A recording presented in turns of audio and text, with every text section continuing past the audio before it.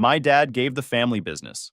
I spent 10 years building to my golden boy brother because he has a wife and kids. So I resigned quietly, took the clients who trusted me, started my own company, and watched their business sink while mine took off. Hey, Reddit. My dad always favored my brother, no matter what I did. I helped build his whole business, and he still pushed me aside. So I walked away and started fresh. But of course, they weren't done with me yet. Let me start from the beginning. My name's Zeke. I'm 33, and I've been a heavy diesel mechanic for most of my life. I grew up in a pretty normal house.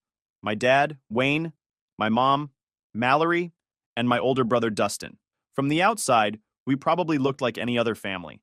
Inside, it was pretty clear early on that Dustin and I lived in two different lanes. He was the school kid, the one who liked neat clothes and good grades. I was the kid who preferred taking apart old hydraulic pumps and busted tool parts in the shed. None of that was a problem by itself. The real issue was how our dad reacted to those differences. When Dustin got pneumonia in high school, everything changed. It was bad enough that everyone was scared for a while, and Wayne basically lived at the hospital with him. When Dustin got better, Wayne never really stopped treating him like he needed extra attention. It didn't matter that Dustin bounced right back to normal. Wayne acted like he was fragile in some permanent way, and everyone else just sort of had to adjust around it. After that, the favoritism came in small things. If Dustin and I argued, Wayne took his side before even listening. If Dustin brought home a decent test score, Wayne would brag about it for days. If I said, "Hey, I got an A2, Wayne would nod and go, "Good job, buddy," and move on. None of it felt cruel, just obvious. When there was attention to give, Dustin got the bigger share. Then came the award ceremony. That one stuck. I was in 5th grade and had won a school award. I remember telling Wayne in the kitchen, and he smiled and said, "Of course I'll be there, champ." Mallory reminded him the night before. Everything seemed fine until Dustin heard us talking. "You're skipping basketball for that?" he complained. "Dad, we were going to practice free throws." Wayne hesitated, like he was choosing between breathing and not breathing. Mallory stepped in with, "Wayne, he needs you there. Basketball can wait." Dustin rolled his eyes and muttered, "It's not even a big award." The next morning, I reminded Wayne again before leaving. He ruffled my hair and said, "Relax, I'll be there." He wasn't. During the ceremony, I kept scanning the door. Parents were walking in with big smiles, taking photos. Every time someone arrived late, I thought maybe it was Wayne. When they called my name and I went up on stage, the first thing I did was look for him. Nothing. Mallory actually wanted to attend herself, but she worked night shifts at the hospital. On the day of the ceremony, she'd been up for 12 hours straight and was barely standing by morning. She told me, "I wish I could come, sweetheart, but I wouldn't get there safely. Your dad will be there for you." She meant it. She trusted Wayne to show up because she physically couldn't. After school, I texted Mallory that Wayne never showed. She didn't answer at first. She'd finally crashed after her shift. But when she woke up and saw my message, she called immediately. "Honey, are you sure? His car's not here? He definitely left the house this morning." When I got home, Wayne and Mallory were already arguing. She was furious. "Why didn't you go?" she demanded. Wayne looked uncomfortable. We got delayed." Dustin walked in holding an ice cream cone like it was no big deal. Mallory turned on him. "You skipped the ceremony for ice cream?" Dustin shrugged. "I just wanted one, okay?" We went after, but the front office said the ceremony had already ended. Mallory stared at Wayne like she couldn't believe him. "You promised him. He worked hard for that moment." Wayne sighed, rubbing the back of his neck. "It's one ceremony. There'll be others. I didn't think it mattered that much." That sentence dug in deeper than anything. Mallory wasn't having it. "It mattered to him," she said. "You can't keep doing this, Wayne." He just repeated, "I didn't think it was a big deal." And the conversation went nowhere after that. Later, he came into my room and said quietly, "Sorry, champ, we just lost track of time." He didn't sound mean, just casual. Too casual for something that mattered a lot to me. I told him, "It's okay," because at that age, I didn't know what else to say. But even then, some part of me knew it wasn't okay. Mallory tried to fix the pattern, but nothing ever stuck. Wayne always drifted back into the same habits, leaning toward Dustin, giving him more patience, more attention, more excuses. And the quiet truth I learned from all that was simple. Wayne noticed me most when I was helping him, not when I needed him. If I was useful, sweeping the shop, fetching tools, tagging along on equipment service calls, he'd talk to me. If I needed support, he'd brush past it. I didn't break down or make a scene. I just tucked that moment away with all the others. I tried to shrug it off the way kids do, but the disappointment settled deeper than I realized. And without knowing it at the time, that pattern became the foundation for almost everything that happened later. Even with everything that happened when I was younger, I never lost interest in mechanical work. Engines made sense to me, even when people didn't. When I was a kid, Wayne would take me along to the job sites or the workshop on weekends. He didn't call it bonding or anything like that. He'd just say, "If you're coming, grab the broom," and I'd tag along. I liked sorting bolts, handing him tools, and watching how the guts of equipment fit together. Excavator pumps, skid steer engines, hydraulic lines, it all felt natural, like something I didn't have to force. By the time I finished high school, I already knew I wanted to stick with this kind of work. Not just being the extra pair of hands, but someone who actually knew what he was doing. So I told Wayne, "I'm thinking about studying automotive engineering." He shrugged and said, "If that's what you want, go for it." It wasn't enthusiastic, but it was enough. I didn't need applause. I just wanted the knowledge to actually improve what we did. Mobile repairs, heavy equipment breakdowns, fleet service calls. When I came back after finishing my degree, the reality of the business hit me immediately. The operation was still stuck in an older version of itself. There were only 2 part-time techs who mostly handled emergency breakdowns. The scheduling system was basically Wayne saying, "Drop it at the yard Tuesday, I'll get to it when I can," or driving out to a site without writing anything down. Papers were shoved into drawers, parts orders were forgotten, and half-disassembled machines sat around waiting for someone to remember them. It wasn't laziness, it was disorganization built over years. I saw what needed doing and did it. I made proper schedules. I returned client calls instead of letting them wait 2 days. I started tracking parts orders, writing clear timelines on job cards, and organizing workflow so nothing got stuck in the middle of a job. When we needed more help, I said, "We should hire another tech." And Wayne gave a half nod and said, "If you think it's needed," like he didn't realize we were drowning. Sometimes he'd say, "Good call," or "That helped," but he never looked at the whole picture. Office work wasn't his thing. If he wasn't under a dozer or rewiring a loader, he didn't consider it real work. Every now and then, Dustin would pop in unannounced. He'd walk around with his hands in his pockets, looking at the machines like they were wild animals at a zoo. "Could never do this," he'd laugh. "I'd ruin all my shirts." Another time he said, "Man, how do you even remember what part goes where?" Always that outsider tone. Not insulting, just disconnected. He'd leave after 10 minutes and say, "Good seeing you guys," like he had visited an exhibit. I didn't let it bother me. I liked what I did. There were nights I stayed late because a construction company had a machine down and needed it ready for the morning shift. I never did it for praise. I just wanted the operation to run smoothly. And it did. Slowly at first, then all at once. Word got out that we stuck to deadlines now. One rental equipment company in particular became the anchor. They weren't just a client. They were a steady stream of work that kept the trucks moving and the payroll easy. When you have something like that, you don't notice how much it's holding the whole place up. Clients liked that when they called, someone actually answered. They appreciated that I remembered their equipment and could tell them exactly what stage a repair was at. Techs liked having clear instructions instead of guessing what Wayne wanted. We grew from 2 part-time techs to 5, then 7. On paper, it looked like we'd expanded, but we were still lean. No real dispatcher, no office manager, no one dedicated to keeping the workflow tight. The old yard office wasn't enough anymore, so we added another workspace. We bought more service trucks, upgraded tools, and built systems that made everything faster. Wayne stayed mostly in the field or the workshop.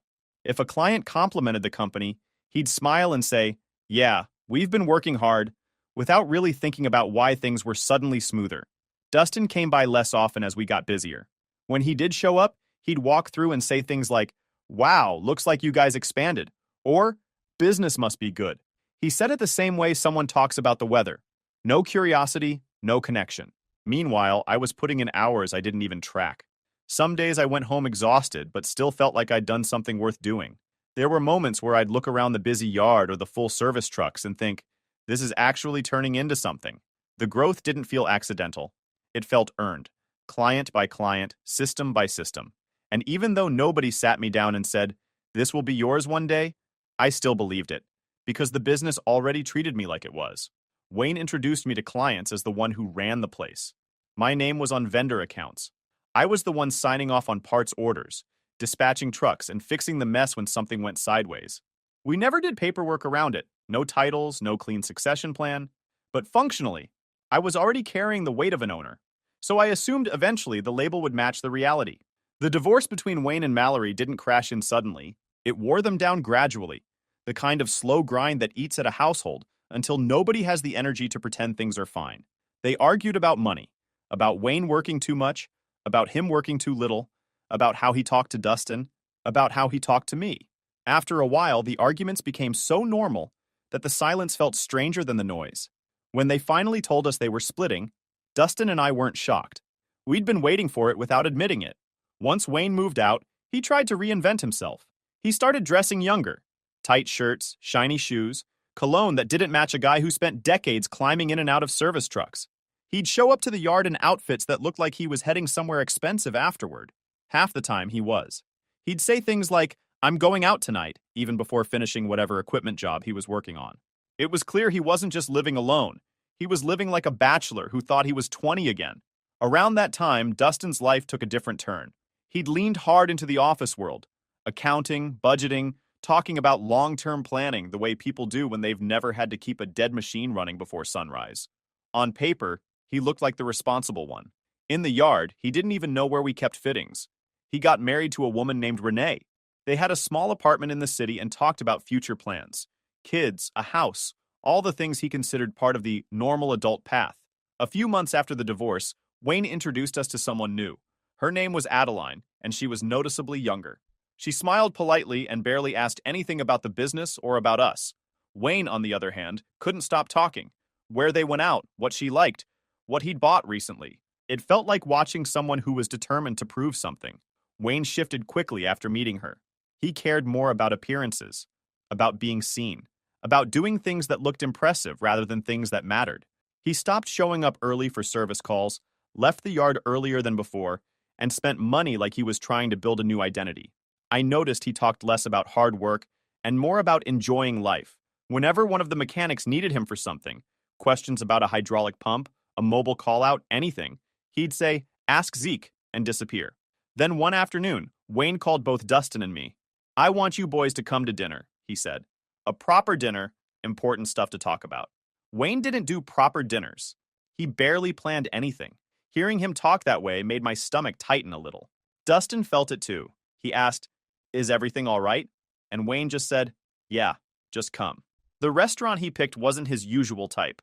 It was one of those places where they fold the napkins in complicated shapes. When Dustin and I walked in, Wayne was already seated, dressed like someone trying to knock 10 years off his age. Adeline sat beside him, scrolling through her phone. As soon as we sat down, Wayne leaned forward like he'd been waiting to make an announcement. "I wanted you both here because, well, Adeline and I got married. Just like that. No heads up, no involving his sons." Dustin blinked a few times and said, "When did that happen?" "Last month," Wayne replied. "We kept it small." He didn't say we weren't invited, but it didn't need to be said. Before we could fully process that, Wayne cleared his throat and switched topics. "Anyway, I've also been thinking a lot about the future of the shop, planning ahead." Dustin leaned back, trying to look relaxed. I stayed quiet. Wayne continued, "I've watched both of you build your lives. Dustin, you've got a wife now, responsibilities, things you need long-term stability for." Dustin didn't correct him. He just nodded slightly. Wayne then looked at me. "And you're not married, no kids, no big commitments.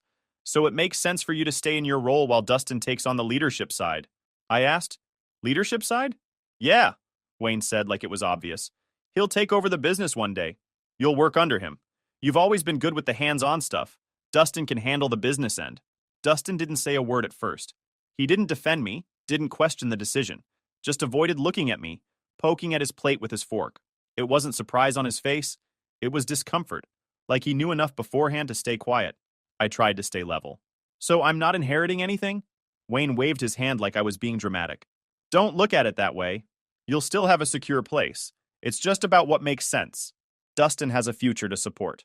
You're more flexible." Flexible. That word hit harder than I expected. The rest of dinner blurred into small talk that didn't land. When Wayne said, "Glad we're on the same page," neither Dustin nor I responded. When I walked out into the parking lot, the air felt heavier than anything said at the table. For years, I'd treated the business like my future, but it turned out Wayne had decided mine for me. Driving home after that dinner, everything felt muted. The road, the streetlights, the engine. None of it registered the way it normally did. Wayne's words played in my head like someone repeating a fact instead of an argument. It didn't feel sudden. It felt like something he'd been building toward for years, and I had finally been slow enough to catch it. When I walked into Mallory's house, she took one look at me and said, "What happened?" I told her everything. Not dramatically, just the facts. She listened the way she always did, without jumping in or trying to frame it differently. When I finished, she let out a slow breath and said, "Zeke, you don't have to stay in a place that only sees what you can do, not who you are." It wasn't advice. It was truth she'd watched unfold for a long time. I stayed there that night. We sat at her small kitchen table for a while, not talking much. She made tea and pushed a plate of leftovers toward me, the way moms do when they don't know how else to help. Being there made everything clear. I'd spent 10 years building something with Wayne. He'd chosen Dustin long before that dinner. The only difference now was that he said it out loud. The next morning, I went to the yard early. Mallory made me a quick breakfast and handed it to me before I left. "Do what's right for you," she said. No pressure, no guilt, just support. When I got to the yard, I opened the office and started working through the week's assignments. A logging company had a loader down at one of their sites. I drove out and replaced the hydraulic lines myself. Another contractor needed electrical diagnostics on a stubborn excavator, so I ran the tests, wrote clear notes, and updated the job sheet. Back at the yard, I organized the cluttered paperwork, labeled incoming parts, and made sure every active ticket had instructions. I wasn't walking away leaving a mess behind. Whatever happened next, I wanted the crew to have a fighting chance. When Wayne arrived, I told him directly, "I'm putting in my notice." He blinked once, then scowled. "You're overthinking this." "No," I said. "I'm leaving." He waved a hand like he was shooing away a fly. "You'll come back once things settle. Don't make this bigger than it is." He didn't ask why. He didn't ask what he'd done. He didn't ask what I was planning. It was exactly what I expected. Annoyance, not concern. "I'll finish out the week," I said. "Everything will be handed off cleanly." "Do what you want," he muttered, grabbing his tools and heading toward the workshop. I kept working. Mallory texted once around lunch. "How are you doing?" I sent her a short reply, "Finishing things up." She wrote back, "I'm proud of you." It steadied me more than anything, Wayne said that day. As the week went on, the cracks showed immediately. Dustin tried stepping into tasks he didn't understand. A fleet manager called about a truck that needed urgent servicing, and Dustin told him, "We'll try to fit you in," without checking which service trucks were already out. A mechanic asked him a simple question about a parts order, and Dustin said, "Just figure it out," because he didn't know how to read the job history. One of the techs pulled me aside. "Who's supposed to dispatch field calls now?" "Ask Wayne or Dustin," I said. He frowned. "Yeah, but who actually is?" Dustin struggled with everything, reading diagnostic notes, prioritizing jobs, talking to clients, approving repairs. He hesitated on decisions that needed 10 seconds. He rushed decisions that needed 10 minutes. None of it surprised me. He wasn't trained for this work, and he didn't understand how much time and detail went into each repair. By Thursday, I'd finished all my open service calls and organized the yard office so the next tech could follow the workflow. I brought the paperwork home to Mallory's kitchen table that night to double-check it. She helped me sort through the piles, handing me job sheets and reading dates out loud. It wasn't glamorous help, but it meant a lot. "You're doing this the right way," she said. "That matters." On my last day, the mechanics gathered around more than usual. One of them said, "It won't feel right without you." Another asked again, "Sure you don't want to stay?" But my answer didn't change. "I'm done here." Wayne stayed in the workshop pretending to be busy. He didn't come out to talk or even look at me. When I finally walked past him to leave, he said the same line he'd used all week. "You'll be back." I didn't respond. I just walked out. Leaving wasn't about proving anything. It was about finally accepting that the place wasn't built to value me. And thanks to Mallory, I understood that walking away didn't mean failure. It meant choosing myself, for the first time in a long time. I didn't expect anyone to reach out after I left. I figured Wayne would tell clients whatever story he wanted, and that would be that. But only a few days passed before the first call came in. It was a foreman from a site we'd serviced for years. "Hey, we tried calling the shop. You not there anymore?" "No, I left," I said. He paused. "So who's handling our machines now? Dustin?" "I'm not sure. I'm starting my own mobile repair operation." He didn't hesitate. "All right, we'd rather stick with you, Dick. Loader's down. Can you come out this afternoon?" After that, the calls started coming in steady. Different companies, same problem. That morning, Mallory packed me a lunch before I left. "You'll be moving around all day," she said. Small gesture, but steadying. Word spread faster than I expected. 3 fleet managers called that week, each with their own version of the same complaint. We called Wayne and got the runaround. I gave the same simple answer. I'm starting my own mobile repair operation. They didn't care about the company name. They cared about who showed up, who communicated, and who got their machines running again. Downtime hurt them. They valued the person who prevented it. I'd spent years being the one who answered calls before sunrise, the one who remembered which excavator had wiring issues or which dump truck constantly blew hoses. Trust isn't complicated. It's consistency. And I already had that with them. Using my savings, I bought a used service truck. Mallory came with me to pick it up. "Looks right for you," she said, as I loaded tools into the back. She wasn't wrong. It wasn't fancy, but it was mine. I stocked it with the essentials: diagnostic tools, a small welder, hydraulic gauges, basic electrical equipment, and a crate of fittings and hoses. Not as equipped as the trucks at Wayne's shop, but enough to get started. At Mallory's kitchen table, I put together a simple booking system, just a spreadsheet with dates, job types, and client names. Then I built a weekly plan, scheduled maintenance on certain days, open slots for emergency calls, and space for unexpected breakdowns. The first week, I handled 4 job sites. By the second week, the calls multiplied. In the trades, word moves fast. A reliable mechanic with his own setup is news that spreads quickly. One of Wayne's old mechanics called one evening. "Heard you started your own thing," he said. "You need help?" "Not yet," I told him. He wasn't disappointed, more like relieved to have another option. "If you grow, let me know," he said. "This place is different now." He didn't need to explain. Another tech approached me later. "If you ever expand, I'd jump over," he said. "Things aren't running smooth there." I didn't comment. I wasn't trying to take anyone from Wayne. People chose their environments on their own. More clients kept calling. One said, "I'd rather use someone who shows up when he says." Another told me, "You saved us days of downtime last year. We trust you." A third didn't bother with small talk. "What's your rate?" There was no drama, just practical decisions. Work built up fast. I realized quickly that consistent maintenance plans could prevent a lot of emergencies. I drafted simple outlines: monthly fluid checks, quarterly hydraulic inspections, seasonal electrical diagnostics, annual full service. A few clients signed on immediately. They liked having someone track what needed attention before it became expensive. By the end of the month, I wasn't trying to find work. I was trying to organize it. Contractors, fleet owners, and rental companies booked jobs steadily. They didn't follow me because they liked me more than Wayne. They followed me because the person who kept their equipment running had left, and they weren't willing to gamble on someone else. One foreman summed it up perfectly. "Doesn't matter what the company's called. It matters who shows up." Showing up had always been my thing.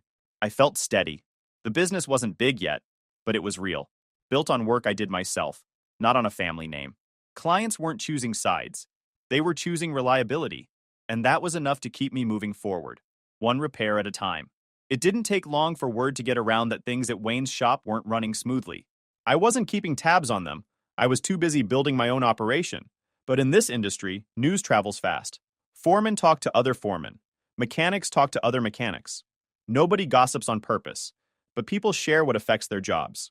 The first sign came from a client who called me for a repair. While I worked on his machine, he said, "We tried your old place first. They couldn't tell us when someone would come out." I didn't respond. I just kept working. Then more comments came in over the next few weeks. They sent Dustin out to look at a hydraulic leak. He stared at it for 10 minutes and said he needed to check the manual. They missed a deadline and blamed a parts delay, but they ordered the wrong pump entirely. They told us to call back later. "We can't do that when an excavator is down." It wasn't surprising. Dustin didn't know this work. He didn't know how to read a hydraulic diagram or diagnose electrical faults. He didn't understand which emergencies had to be handled immediately and which ones could wait. He didn't know the clients, and they didn't trust him. Machines started sitting half-finished at the shop for days. A grader with a bad cylinder, a dozer with a starting issue, a fleet truck waiting on parts Dustin forgot to reorder. Techs would show up in the morning unsure which job to start because nobody had updated the schedule. The most common question I heard from other mechanics was, "Who's running things over there?" I didn't answer. It wasn't my place to explain anything.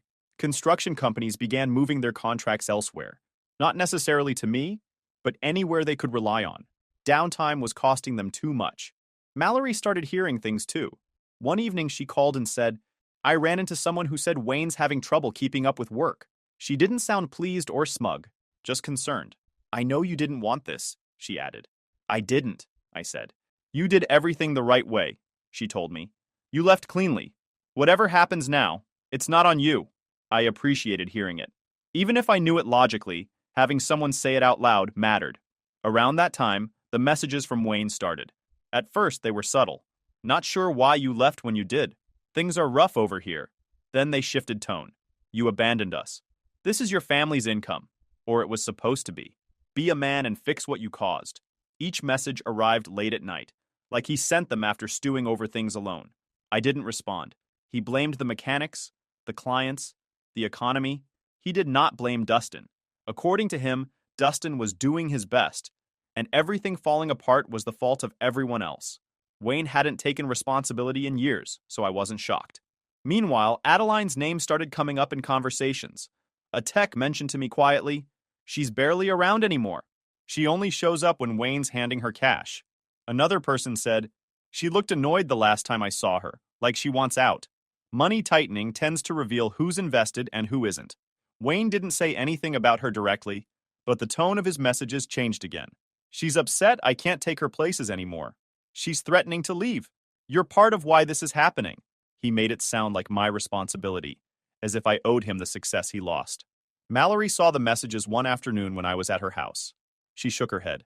"That's manipulation," she said plainly. "He chose his path long before you left." "I know," I said. "You don't have to rescue him from his own decisions," she told me. "You spent years keeping things afloat." That was enough. Her calmness kept me grounded. She wasn't trying to pull me one direction or the other. She just reminded me of the truth. I still didn't respond to Wayne. By mid-month, the shop had lost several contracts. The rental equipment company pulled their fleet service agreement, the one that had quietly been a huge chunk of the monthly revenue. When that work vanished, it wasn't a slow decline. It was like someone yanked the floor out from under the whole operation. A trucking fleet switched to another mobile repair outfit. 2 construction companies stopped calling altogether. The techs still working there were overwhelmed and frustrated, some openly talking about looking for work elsewhere. It wasn't a dramatic explosion. It was the same slow grind as the divorce, small failures piling up day after day until the whole thing finally collapsed. And through all of it, he kept pointing the blame everywhere except where it belonged. "You're the reason Dustin is struggling," he wrote one night. "You should step up," he wrote another. "This is still your family," came a third. But it wasn't. Not that version of it. Not the version where I worked unpaid overtime to cover for choices I didn't make.